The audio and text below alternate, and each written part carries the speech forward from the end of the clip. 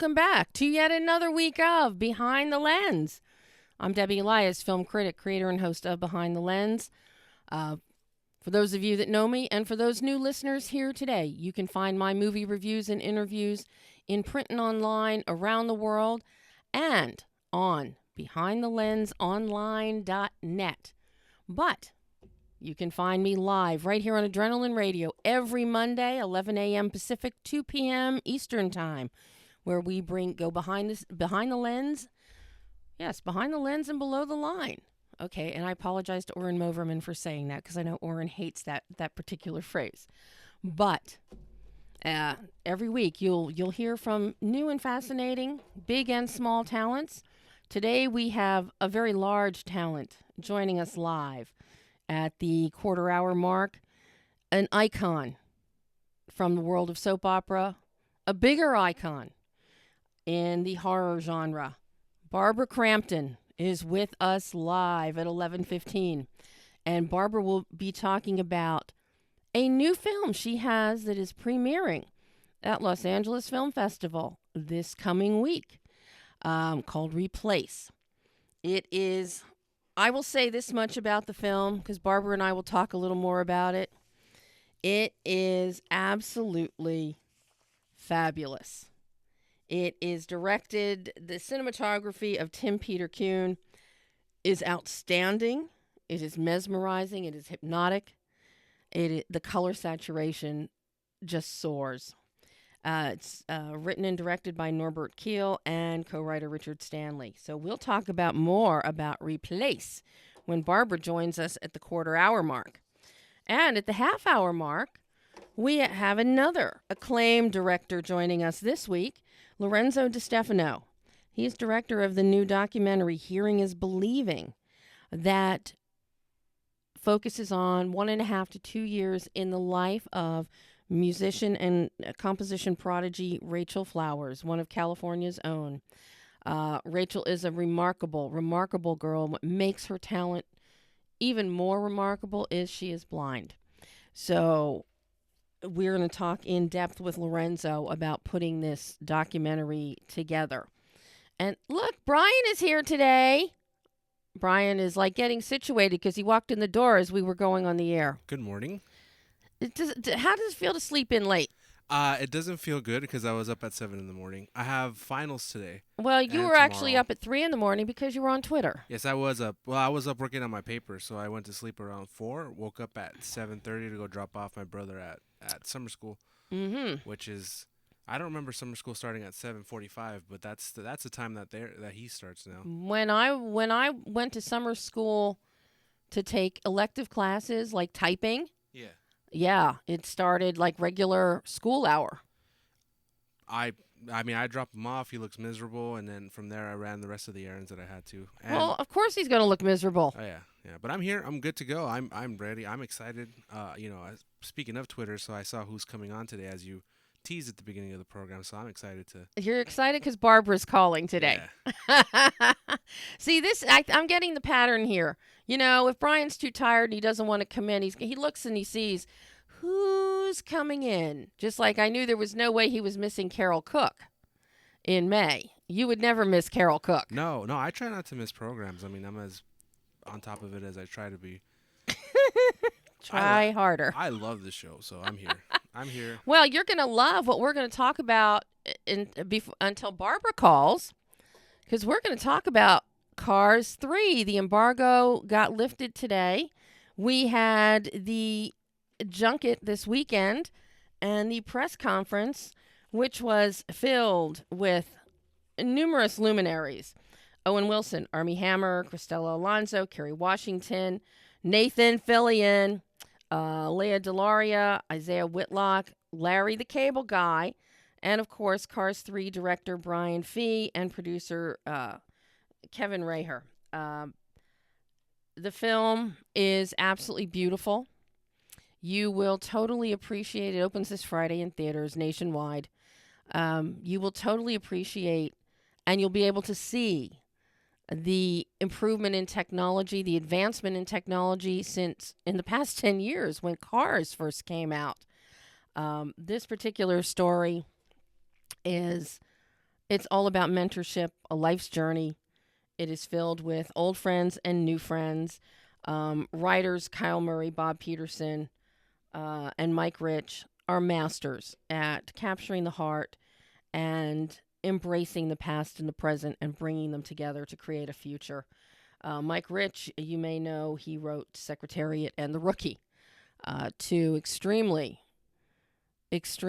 amazing comeback stories, which in a big sense is what Cars 3 is all about, as Lightning McQueen starts losing a race because the newer and better models of machinery, the new generation, the next generation of NASCAR is happening. And it kind of leaves Lightning in the dust. So how do you come back from that? How do you pick the time when you want to retire as opposed to being forced to retire? And what do you do with all the talent that surrounds you? Do you step aside? Are you car enough to give somebody else the spotlight? All of these things are addressed in this incredible comeback story. But as I said, a lot of it boils down to mentorship, which means in the case of Lightning McQueen, there is a lot of Doc Hudson. As you all know, Doc Hudson is no longer, is gone, as is the man who gave him his voice, Paul Newman. But don't fear, classic film fans and fans of cars, do not fear. Paul Newman is here in this film. There is no voice double. There is no tweaking or cut and paste of voicing. The script, as I found out in speaking with director Brian Fee after the press conference when I grabbed him and cornered him, but also during the press conference when I asked Kevin and Brian, producer and director, about the legacy of Paul Newman. But in addition to Paul Newman's legacy, the film also goes back to the early days of NASCAR and introduces new characters based on NASCAR legends. Louise Barnstormer Nash, she had 38 wins in a 7-year career. She was considered the first lady of racing. We've got a hybrid vehicle, Smokey, who was Doc Hudson's mentor, based on Henry Smokey Unick, who won 57 NASCAR Cup races. And then we've got River Scott, based on Wendell Scott, the first African-American to win a race in a Grand National Series. And, of course, then we've got Midnight, based on Junior Midnight Moon. He won 50 races in the 50s and 60s. And he got his nickname because he used to run moonshine by the light of the silvery moon. So these are new characters celebrating the history of NASCAR. But, as I said, we have Paul Newman to celebrate the history of cars and the history of cinema. I apologize for clip number 1 you're going to hear. The audio at the press conference was not as desirable as we would have liked it to have been. But here is clip 1 of the press conference with Cars 3. First of all, congratulations, all of you. An amazing job. Nathan, you are fabulous as Sterling. Thank you. But I have to ask all of you, we've talked about the history of NASCAR that's brought into the film. There's cinematic history that you bring back, and it is a very integral part of Cars 3, and that is Paul Newman as Doc Hudson. Why did our filmmakers talk about the decision to bring Doc in such a prominent role, using Paul Newman's voice, and also for the actors? Did you ever think you'd be in a film and have a credit with Paul Newman? Absolutely.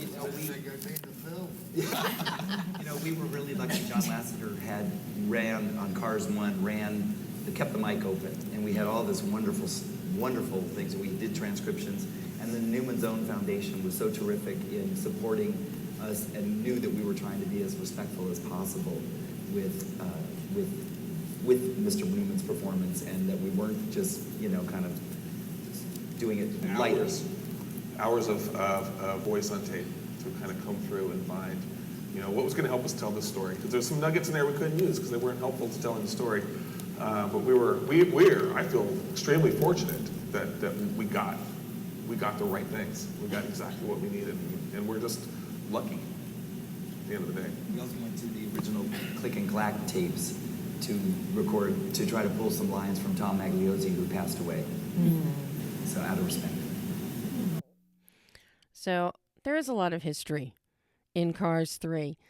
But because I wanted to know a little bit more, and since I didn't have a one-on-one with our director, Brian Fee, I cornered him after the press conference to follow up on on Paul Newman and his integration into the story and what came first, the story and finding audio clips of Paul Newman, or Paul Newman. But hand in hand with that, I followed up with him on the technology, on the proprietary RenderMan system that is Disney Pixar's. It is amazing. So listen as Brian talks a little more about Paul Newman and the development of the story, and then the technology of RenderMan. I'm curious, as for Paul Newman, did you actually have to listen to the audio first to see if you could pull stuff to go into the script? Right, because the script was transcribed, so we had sentences down, like here's everything he said. But how did he say it? Was he on mic? Was he telling the story? Yeah. Was he angry? Was it, because what was the context? So we had to listen to everything.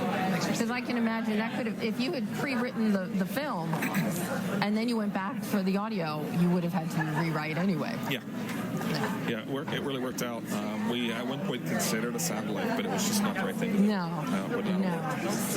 I mean, so well done. Thank you. So well done. It was a lot of pillaging.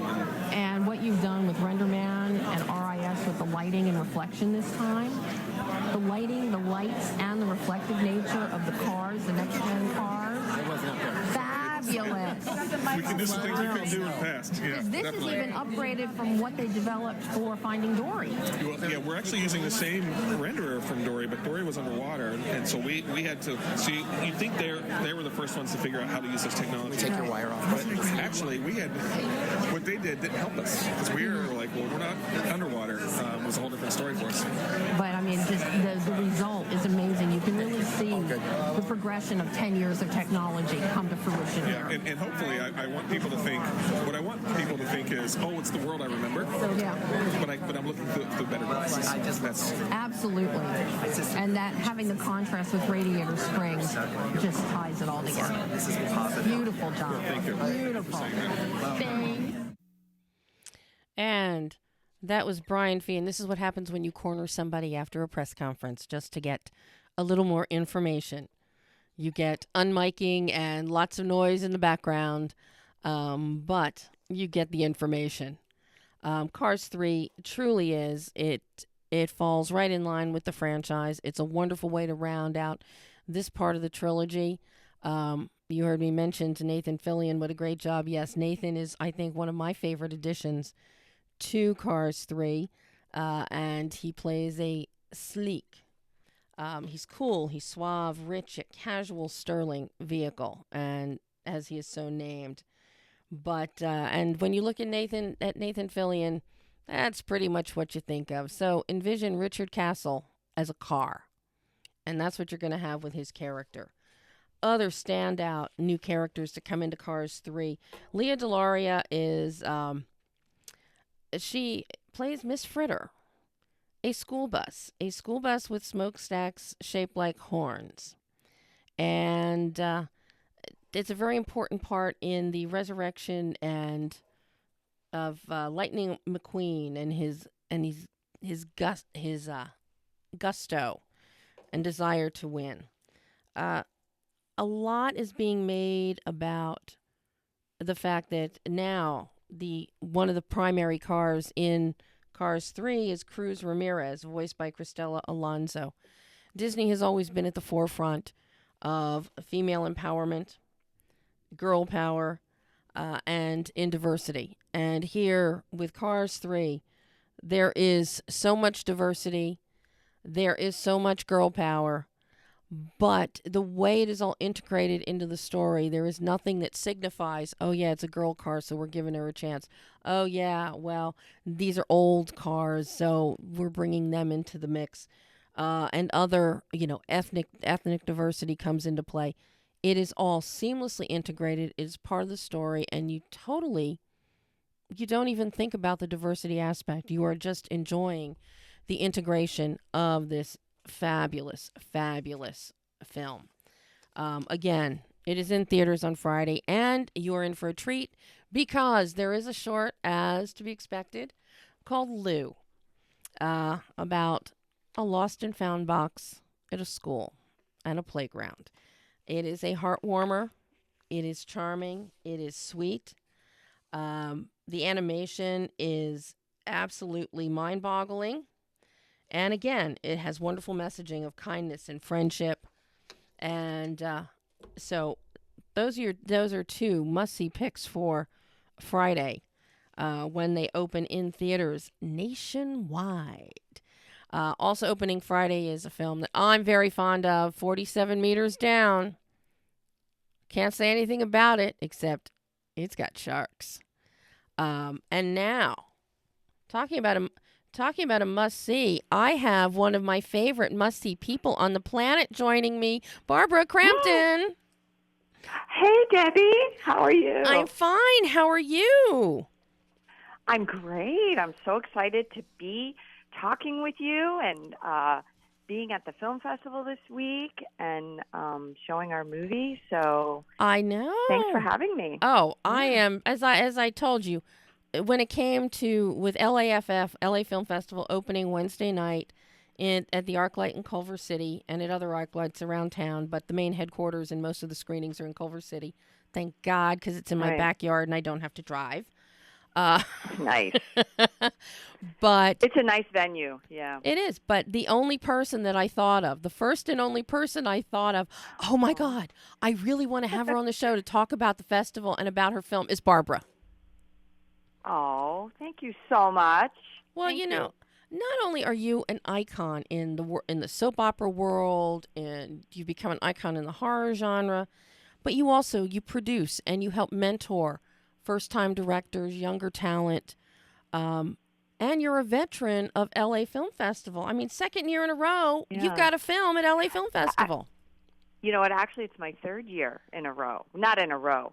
My second year in a row, but a number of years ago, I took a break from acting for a little bit to raise my family. But I was in a movie maybe 5 or 6 years ago called You're Next. Yes, and indeed. It didn't premiere at the LA Film Festival, but it was we in screened it. There.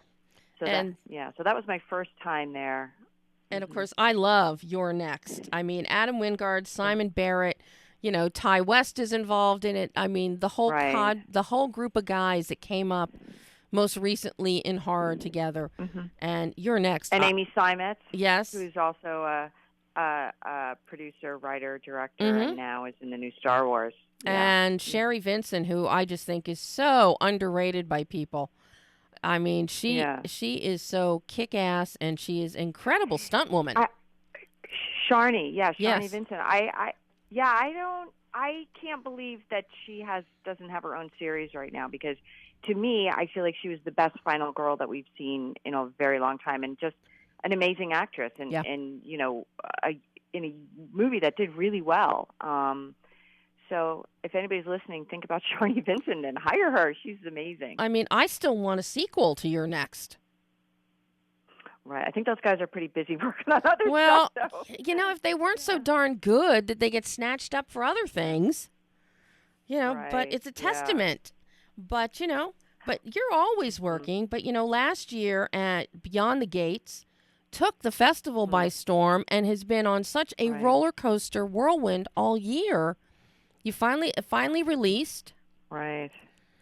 And it wasn't sitting at number 1 on iTunes or something when it debuted. It was for the first couple of weeks. It was number 1 for a while, and it was trending on Netflix as well for a while, for like a week or two. I mean, we have short attention spans now, so things last for a little bit, and they still have to build their momentum. So we're still building the momentum of or riding the wave of it into the next round of its life.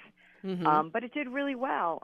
It was Jackson Stewart's first full-length movie that he did, but he had done a bunch of other movies, and just in terms of like short films and working on other people's movies, and that was his directorial debut, and he knocked it out of the park. So I was really thrilled for him, and that was my first real foray into producing, and we did well together. So I'm excited about where it is right now. Yeah, and as I said, the public, people at the festival saw it, loved it. And after LAFF, yeah, they did. Yeah. people loved it. So unique, so original. And now you followed that up with with Replace, and that's premiering at the festival. That, oh my God, I don't think I blinked the entire film. Wow. It is Norbert Keil. You saw a screener. Yes. Yeah. Mm-hmm. Norbert Keil, the writer, director, and co-writer Richard Stanley. This is, it blows your mind. Talk about another original story. This is definitely, nobody's done something like this before. No. This, and you can't help but think about it. And we can't, and as Barbara knows, we can't say too much about the film because, until it premieres at the festival. But, there's enough out there about it that we can talk about some of the highlights and, how fascinating this particular story is. Is that something that really appeals to you? I mean, you come on board, you came on to Road Games with Abner Pastel. You come into Day of Reckoning, which, okay, we're not really going to talk about that one. Well, I can't, not every movie's going to be. I know. That's why we'll just gloss over some of them. That's okay. But then we get Beyond the Gates. These are and now Replace. Such original story concepts. Is that, obviously that entices you, but is that hard to find today? Of course. I mean, I think Shakespeare famously said there's only, I don't even remember what the exact quote is, but like 5 to 8 stories in the human condition, and we have to keep, changing it around for a current audience. And I think, the good thing about life and about stories is that, we keep having to remind ourselves who we are. So we are telling similar stories, but let's tell it in a way that is relevant to the current culture. And I think if writers think about that, you can come up with endless stories because the culture is changing and the mores are changing and people's ideals are changing. So if you tell it from the point of view of the people today, you can continue to tell different stories. Mm-hmm. So what is it that makes, when you read the script for Replace, at which we're not going to ruin anything if we tell people you get to be an evil scientist. Well, I don't know. I don't know if I would tell people that. But this is what I would say. But not really evil. No. But what I would say is that the movie really is about this young girl who's played by Rebecca Forsyth, who, in fact, if you don't know, is the daughter of William Forsyth. Oh. Who's been around forever and is an amazing actor. And this is a very big role for her, and she really knocks it out of the park. But she's having these memory lapses, and she's having flashbacks as well. At the same time, her skin is deteriorating and falling off, and she doesn't know why. And the movie shot really dreamy and beautiful, and she finds a business card of a doctor. And then she calls the number and she says, there's something wrong with me. I'm not feeling right. I don't know what's wrong with me, but am I under the care of this doctor's office? And the receptionist says, well, yes, you actually missed an appointment, so come in. And then she, I'm helping her through all this. And she comes in, and you don't really understand what her condition is until the very end of the movie. And but it's the wildest condition you could ever imagine. But I don't think that I'm an evil doctor at all. I think I'm as I said, I think, in our current culture, I'm dealing with something that I think is very important, and trying to help her with her quest, and what she's doing.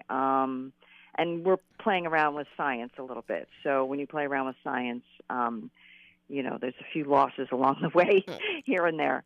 Well, that's what I would say about it. There's no doubt that your character, Dr. Krober, is, very, very focused on the science. Mm-hmm. Very focused on the science. Right. I'm curious to the point that at times she feels you make her almost kind of cold-hearted. Yeah, she's trying to stay very clinical rather than get attached to this particular patient. Mm-hmm. And I love the way right. you walk that line throughout the film. But I'm curious about, did Norbert or Richard, did they do any research into this particular science? Oh, sure. Yeah. Mm-hmm. I actually did some on my own. He sent me a lot of articles. I can't even talk about what the science is because that would be kind of giving away. Yeah, we can't, and we don't want to do that. We can't even talk about it. But I will say that I live up in San Francisco, and there's an institute up there that deals with this particular science. And after the movie comes out, I can talk about it a little bit more, maybe when we talk to you at LA Film Festival after the movie screens. But I went and interviewed a couple different scientists about what we're actually dealing with in the movie, and it was pretty amazing how far they've come and how far this science actually is going to go in the future. And really the movie's based on some stuff that will become normal in 50 to 100 years. Oh, see, and the stuff like that, I love. I love where science gets integrated, where cinema meets science, and takes it to an extreme. But then we get to actually see it unfold in real time over the decades. And yeah, because right now it feels like science fiction, but a lot of science fiction is based in fact. Just look at Star Trek. Yeah. Now, there's a physicist. Yeah, go ahead. I was going to say, have you seen the film yet? The finish? I've seen. Yeah, I haven't seen the final. I've seen it. Maybe I know there was some tweaks to the music and to the editing, and they added a couple of things. I probably saw it maybe 2 months before it was completed, and I haven't seen the final, but I've seen most of it. So you have seen the beautiful work of your cinematographer, Tim Peter Kuhn. Unbelievable. I was really blown away by that. I had no idea. Yeah, the cinematography is ridiculous. It's shot incredibly beautiful and interesting, and it's very dreamy. I haven't seen a movie shot quite like this. No. That I can reference and say, oh, it's like blah blah blah. I don't even know what to compare it to. I don't know. Maybe you know. You watch more movies than I do. I mean, because of the use of color, and it's not a giveaway to say a lot of turquoise gets used in this film. Mm-hmm. Turquoise is not normal. People don't use turquoise enough, as far as I'm concerned. But it is. I mean, it is so beautifully shot. And then contrasted and complemented with various reds and other tones and different types of lighting effects that just send your mind reeling. I was unfamiliar with Tim's work. I know he's done a lot of German documentaries and shorts in Germany. But once people see Replace, American audiences are going to know this guy's name, and filmmakers are going to be running to get him. Yeah, I'm working on a feature right now with a gal, Axel Carolyn, and this movie premiered in Brussels, and she saw it there. She was on the jury in Brussels, and that's the first thing she did. She went up to Tim and she said, "Can you work in the United States? I want you to do my next movie." Yeah. And Axel Carolyn, she's wonderful. I adore her. I interviewed her a few years ago for the film she did. She didn't speak any English.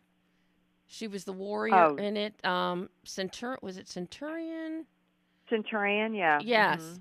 Yes, with Michael Fassbender. That was a long time ago. Yes, yeah. with Michael Fassbender half naked. I didn't see it, but I would have. Now I'm going to. So And because that was really her first film. And Yeah. she just, when she is on screen, she commands the screen just with her presence wow. and the look in her eyes. Oh my God. Mhm. Yeah, if you're working with her, see that film. And Okay, yeah. you will Well, really Yeah, I appreciate. will. It's amazing. She's an intense person too. She's super smart and interesting, and yeah, we're working on developing something together.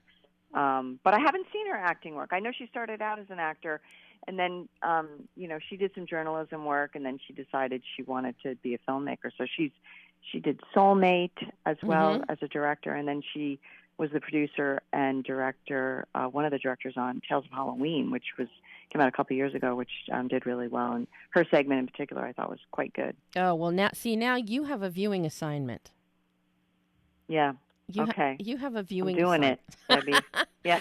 So I've got to ask you, because you're kicking off LAFF week here for me. So what would you say, what is it about LA Film Festival that you really appreciate and what appeals to you as a producer and an actor?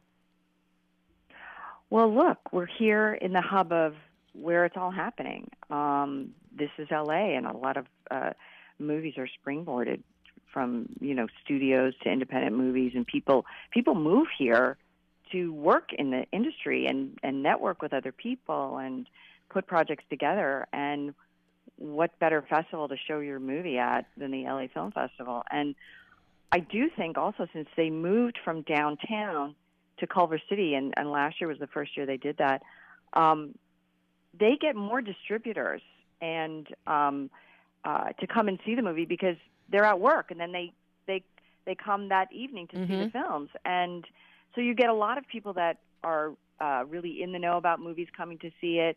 A lot of people, actors and agents and people that are looking for new talent. They'll come to the LA Film Festival because it's in their backyard, and there's not a more knowledgeable audience than LA. And the venue in Culver City now is absolutely gorgeous and beautiful and summery, and there's great restaurants around there, and it's just an amazing festival. And I think obviously the programmers have very good taste since I've had 3 movies there, so I admire them for their good taste in choices. And of course, we'll get to do our interviews, I think, on Thursday. Jim's setting them up, I think, at the Culver Hotel again, which you can never go. Great. You can't go wrong there. And then, of course, I think personally it adds a lot of mystique and majesty to the film festival when you walk out of the theater and you look to your right, and there you see David O. Selznick's the big mansion, Culver Studios. Right. Every time you turn on Gone with the Wind, there it is. And it used to be Desi Liu. It used to be Thomas Ince Studios. That is, you were standing, and for a lot of these young filmmakers, I think that can be very impactful and can really, I think so too. And can really help them get a grasp on just what this industry is. Right. But yeah, there's a certain amount of intimidation that comes with, I do work with a lot of new young filmmakers, and I think there's a sense of intimidation, but there's a sense that they want to feel like they belong. But I think every great filmmaker has felt like that when they were first starting out too. So, and when you're in the presence of, where these history began for movies, and what Los Angeles has been able to do, and for the film business, you feel the weight of that, and I think LA Film Festival makes people feel like they belong. They're right to be here. You could be a first-time filmmaker, but you own it if you have a good movie and they've chosen you. And of course, this year, LA Film Festival falls right in the middle of Culver City's centennial year. So Culver City has a lot of centennial stuff going on too. So I didn't even know that. That's great. Yes, and since I am on the Time Capsule Centennial Committee, there will be little artifacts from the film festival that will get included in the time capsule that gets buried later this year. The time capsule gets buried. Where does it get buried? Well, we haven't decided yet. That has to be voted on by the city, by the city where it's getting interned in Culver City. But there will be. We are working on that now. So there will be little tidbits from this LA Film Festival that will be in Culver City's Centennial Time Capsule.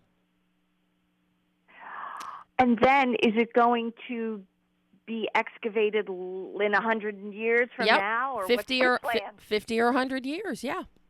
Mm-hmm. Oh, wow. So, and since I'm Fantastic. on the committee, who knows, there might be an image or two from Replace that gets included in there.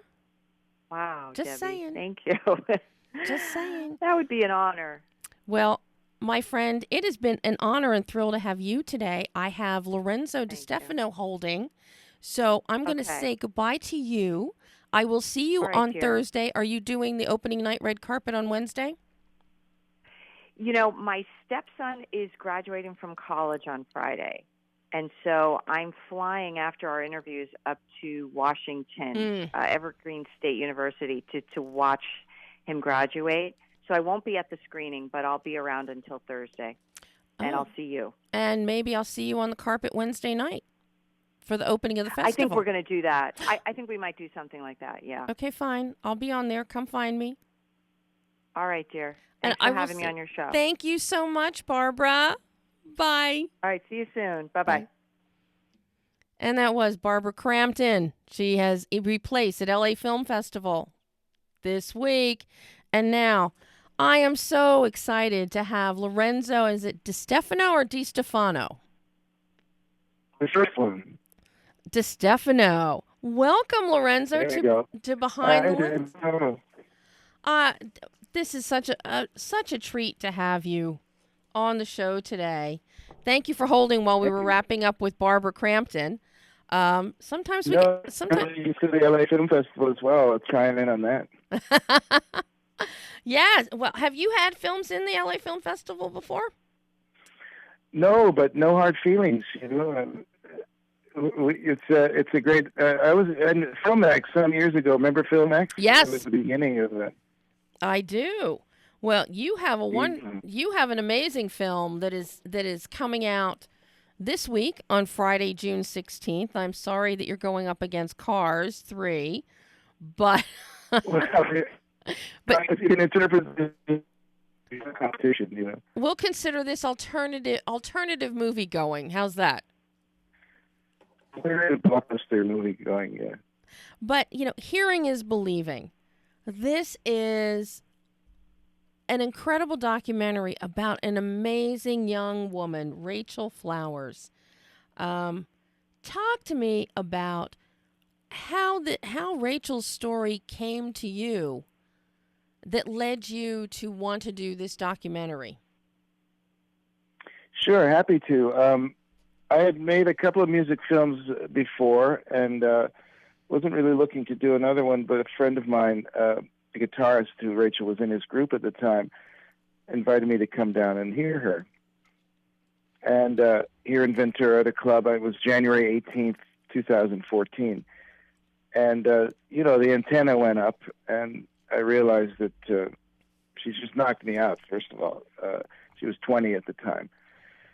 And I met her mom, Jeannie, and they had been approached by some filmmakers before, but nothing really developed from it. So I think they were a little wary, especially being people who weren't looking to capitalize or promote. They're just living their lives, you know, which is something I grew to appreciate more and more. This was not a fame-seeking talent here, which being in L.A., you know, that everybody's on the make for something, you know.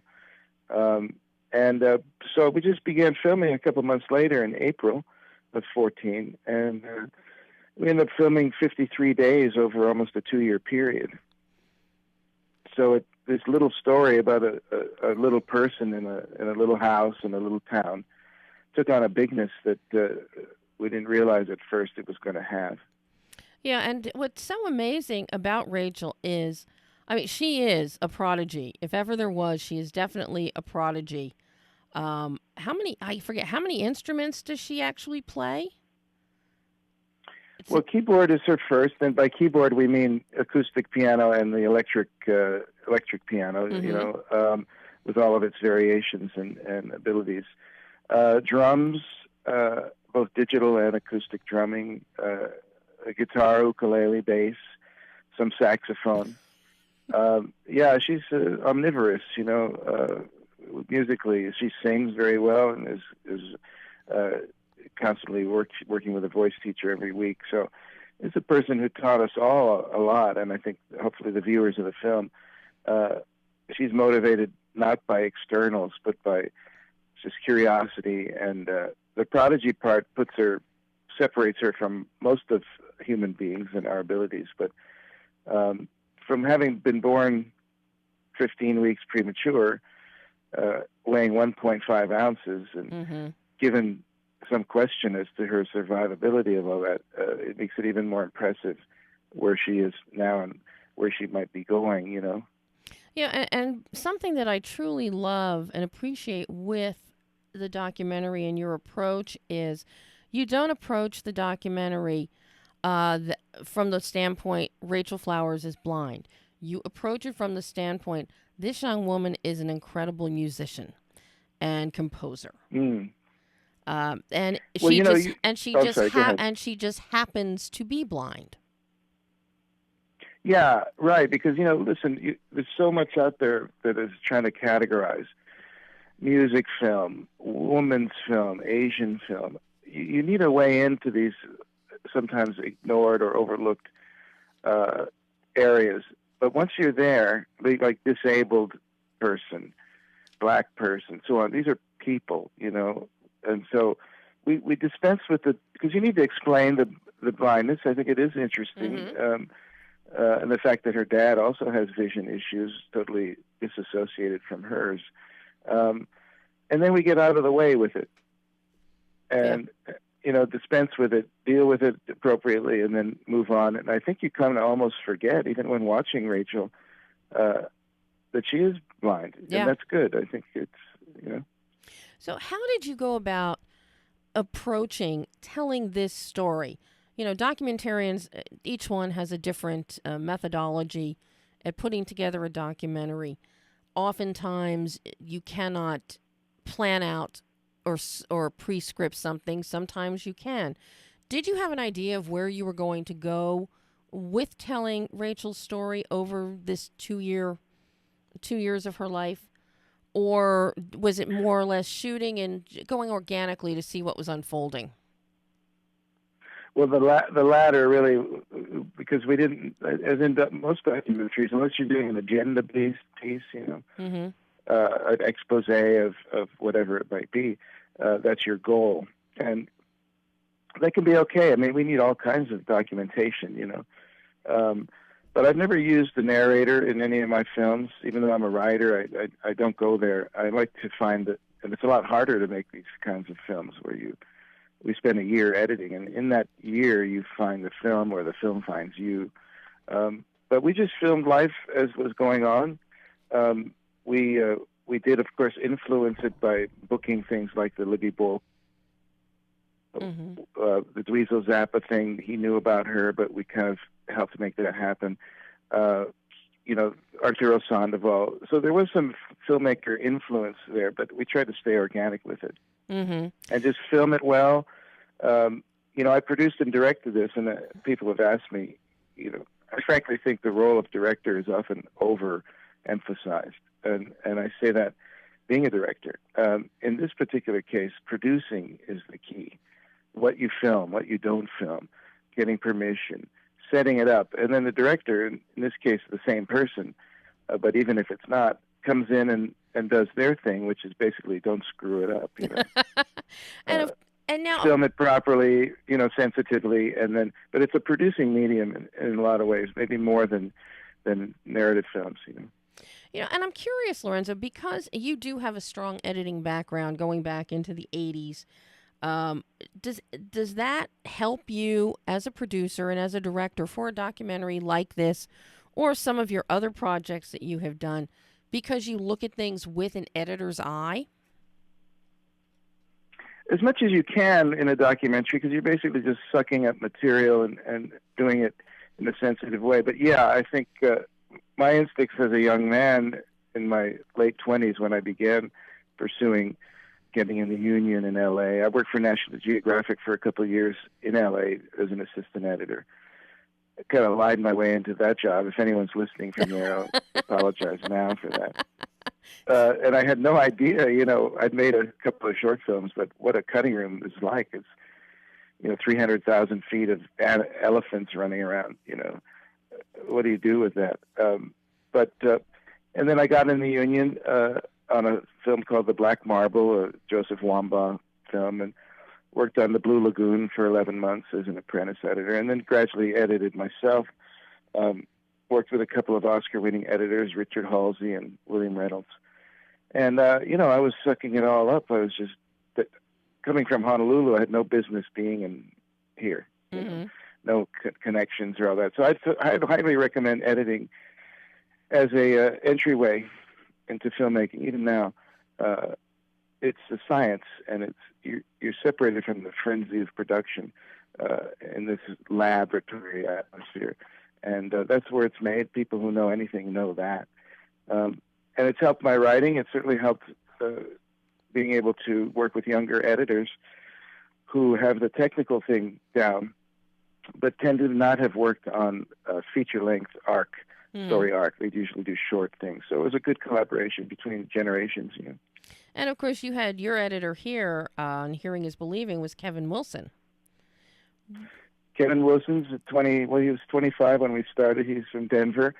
He answered a call I did on Stage 32, that website. Yes. A lot of people are connecting, and it's hard to find people who, with a lot of experience, who could afford to work with me for so long, for so little. And Kevin stepped up, and he did a mammoth job, and he had similar sensitivities as mine, and so that was a good collaboration.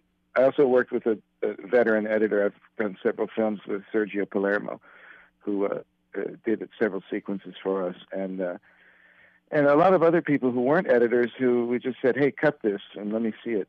And we lifted a lot of boats with this project. Our unit photographer was a wedding photographer, and she became an excellent unit photographer. Camera people who just shot or videographers became camera people, and they really understood the difference between how you shoot an event and how you make a film. So everybody, even me, in embracing the new technology, DSLRs, drones, and so on, we all kind of met the challenge, and with Rachel at the center of it all, the responsibility we had to tell the story well. I'm curious because I know Rachel had been featured on 60 Minutes a few times about more than 10 years ago. Did you look at those 60-minute episodes at all for any kind of guidance or direction of her past to understand where she was now? Oh, sure. Yeah, they were inspirational to know that she'd been acknowledged. That was through her association with David Pinto at the Music Academy of the Blind, Academy of Music for the Blind, which is still around. And David's in the film as one of her principal teachers, and he'll be coming to the screening on Friday at the music hall. And so there's a continuity there. Yeah, just to see her as a child, basically she was, I think there's 2005 and 2008, which would put her about 14 and 16. Yeah, and that was great to have see that kind of acknowledgement early on from Leslie Stahl and the 60 Minutes people. Because that always, 60 Minutes to this day and throughout its history, always adds a level of excellence and credibility to any story. And I think yeah, they do. And to showcase Rachel to the world, even then, and then to now meet up with her again through your camera and your producing and directing, I think that's it's a fabulous way to follow Rachel's journey and feel like you're a part of it. Well, people, we all do respond to brands, and this is branding. It's the age of branding. And people do need a little help getting into a story. My feeling is that we are all sort of bombarded with what's important. You know, Hollywood has been somewhat guilty of that. Not just Hollywood, but the whole media industry of blowing things out of proportion, both good and bad. And so we try to deal with the great that exists in the small with this, and sort of invert the mirror. But people do need help getting into it. They're so distracted, and maybe a film like this or Rachel's story is a kind of small antidote to the craziness, and it gets you maybe regrounded a little bit, like what's life like for the people you never know about. So how many hours of footage did you and your editors cull through to put together the story that we now see? And were you editing throughout the time that the 53 days that you were shooting, or did you just wait to get everything at one point and then cull through it? Yeah. Well, we started. We didn't have Kevin till deep into the filming, so I had several people begin to cut sequences, and then he came on board and it really started to pick up. I brought him into Ventura, where I live, 1 week a month for about 5 months. We had some face time together, and then he took the work back and the notes, and there's another technological improvement as we were using QuickTime and to see sequences and send in notes, and it worked well. It was hard, and I think it was we tried to count the footage once. It's a little elusive because everything was multi-camera, but close to 400, I would think. 400 hours. Wow. Yeah, and you figure the movie is 104 minutes, so that's a huge ratio, But and there were things that didn't make it in the film. There's things that we didn't. I don't have any regrets. I don't think we missed anything huge. But just the motto there, if there were T-shirts to be made, it would say, "Just keep filming." Is that always been your motto, Lorenzo? Well, certainly it's affordable now. When it was filmed, it was you could say that, but you couldn't really do it. Like Heaven's Gate, 1.5 million feet of film, but perhaps a little excessive. But yeah, it is. I think that you can overdo everything. You can know when do you stop editing. You have to know. Just your instincts kick in, maybe your experience, and saying, "Okay, we have it now. Let's get to work finishing it."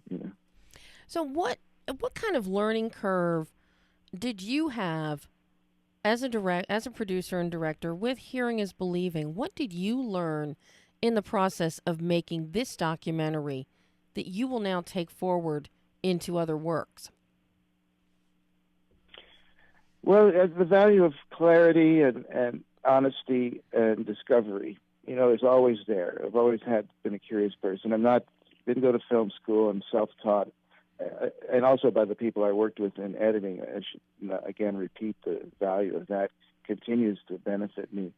But I think the documentary form, I try to evolve it. I've never used a narrator, as I said, but instead we did do a few talking head interviews, with Mom and a couple other people, but mostly they were to generate voiceover. We very seldom would cut to it, and if we did, it was very brief, just to anchor who's it coming from. But I realized that so much themes than interviews. They give you even more information. Rachel and Arturo Sandoval, for instance, he said something I couldn't have written more perfectly when he says music is like a balm for the soul. It keeps your spirit alive. You may remember that sequence. Dweezil, what he says about her, she uses her ears as her eyes for the world. You can't write that stuff, No. And so scenes are better than interviews. And I learned that, and I use that more in this than any other films I've done. And I think for the better, Now, I'm very curious because you have a very eclectic resume. In addition to wielding your way through Hollywood over the years, You've also done still photography, directed theater, written screenplays. Do you have a favorite discipline that you like to do? Or is it just as much as you can do to just keep going and exploring the creative juices? It's a question Rachel's often asked about what kind of music do you prefer, and her answer is usually all music, everything. I think it makes it tricky for people to identify you in a business. I've had some issues, or people have had some issues, maybe like, what do you do, Lorenzo? What is it that you do? And I don't think that should stop people from exploring all the aspects of their talents. I don't know. I mean, coming out from outside the business, it was fascinating to me. Still photography was a great way into framing the world, That's something that some people never quite get, is how do you isolate composition and get a handle on what's in front of you within a frame. And that's the beginning stages of any kind of image making, whether you're a painter or filmmaker or whatever. Theater is vital. I've written 3 plays and directed a bunch of plays, and that was something that people who I respect and admire told me I should do. He says, you need to work with actors. This is not easy. What to say to an actor if you're not an actor? You have to like and love actors, be able to even hope to talk to them in their language, which is usually not a whole lot of language. It's intuitive and helping them find a place. But and so I'm a failed musician myself. So these 3 music films I've made now, including Hearing is Believing, have been a way to reduce the humiliation of being a musician, aspiring musician, to understanding musicians and music, even though I'm not able to play it, Mm-hmm. So I don't know. I guess I'm, thank God I have a curious gene that has allowed me to, because films take so long to make. What are you going to do in between? Just sit around, So these other disciplines became part of that, just to keep exploring, I guess. Mm-hmm. The human condition, and what's going on around us. And in today's world, the human condition is changing, I think, more rapidly than at any time in history. You think so? I don't know if it's the perception of changing, or we're being confused about what it's really like to be empathetic. Some people will never get that, and they live in a world of hate or suspicion. I grew up in a multi-ethnic world in Hawaii, even though there were issues, and there was Kill Howley Day in high school, where if you were white, you better not go to school that day, which was kind of interesting because you might get picked on. But overall, it was a harmonious place. Whereas if you grew up in a place where, your parents were biased or even racist, it's harder work to grow up and shed that mantle, But I don't know. I like to think that there's, to sound Pollyanna, but there's goodness there. And I think Rachel, her diligence, her stamina, and her talent is an example, how maybe to conduct yourself with dignity out there. Mm-hmm. Well, Lorenzo, we're all out of time for the show today. I hate to say goodbye to you. This has been a delight talking to you about this documentary and your filmmaking. I hope you'll come back on the show. Thanks so much. I hope you'll come back on the show again. Well, thank you, and I hope people go to hearingisbelievingfilm.com, and may I mention the screenings really quickly? Absolutely. Okay, I'll get it to you real fast here. June 16th, which is this coming Friday, at the Music Hall Theater on Wilshire, the Lemley Music Hall. We'll be there, Rachel and Jeannie and I, for the 7 p.m. screening and the Q&A afterwards. Mm-hmm. That's 16th through the 22nd to be at the Cinema Village, where I'll be there with my executive producer, Patty Channer. And then we're in several cities, and then we come out on VOD June 20th through Gravitas Ventures, and DVD and Blu-ray July 11th, also through Gravitas Ventures. So we're getting it out there in a kind of a quick 3-week period, and everyone can check it out. Well, and I can't encourage them enough to check it out. Hearing is believing, and you will believe after you see this documentary. Lorenzo, thank you again so much. And I look forward to talking to you again in the future. Thanks, Debbie. All the best with Behind the Lens. Thank you for the opportunity. Oh, thank you, Lorenzo.